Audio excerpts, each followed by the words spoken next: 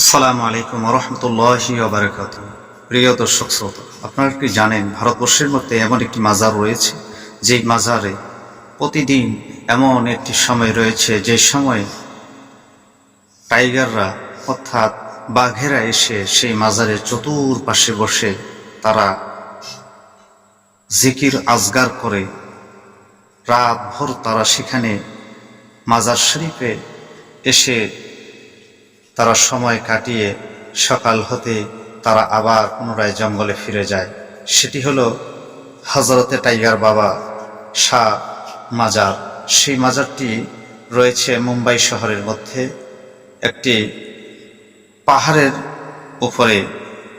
এমন একটি উঁচু পাহাড় নয়, সেই পাহাড়টির উপরে হালকা একটু উঁচু রয়েছে, সেখানেই এই টাইগার বাবার মাজার। সেখানে যদি আপনারা যেতে চান তাহলে সেখানকার যাওয়ার সময় হলো সকাল থেকে শুরু করে সন্ধ্যা হওয়ার আগ পর্যন্ত, অর্থাৎ মাগরিবের পরে সেখানে যাওয়া নিষিদ্ধ রয়েছে। এই কারণ মাগরিবের পরের থেকেই সেখানে বাঘেরা আসে। দিনের বেলা মানুষের জন্য এবং রাতের বেলা সেখানে বাঘেদের জন্য। আল্লাহ পাকের কি কুদরত!